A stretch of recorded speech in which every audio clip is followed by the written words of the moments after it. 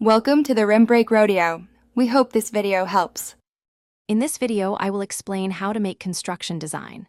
First, always begin by thoroughly understanding the project's purpose and the client's specific requirements. This initial step is crucial for setting a clear direction and avoiding costly revisions later on.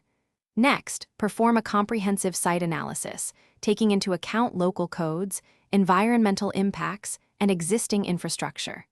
Finally, develop a realistic budget and schedule, ensuring all stakeholders are aligned from day one. This foundational work is the single most important step. Moving on, let's discuss core design principles. It's vital to balance structural soundness with visual appeal, creating buildings that are both strong and beautiful. Think about how people will use the space. Optimizing layouts can significantly enhance functionality and comfort.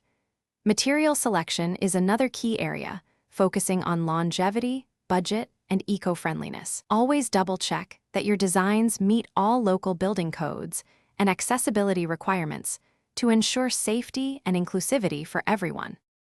Now, let's explore how technology empowers modern construction design.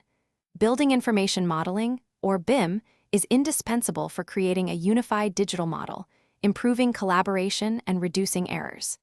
Advanced computer-aided design software allows for incredibly precise drawings and three-dimensional visualizations. We can also simulate a building's environmental performance, helping to design for maximum energy efficiency. Furthermore, virtual reality offers clients an immersive experience, allowing them to walk through their future space before construction even begins. Finally, successful construction design hinges on effective collaboration and continuous iteration. Maintaining open lines of communication between all team members, architects, engineers, and contractors is absolutely essential. Regular design reviews provide opportunities to gather valuable feedback and make necessary adjustments early in the process.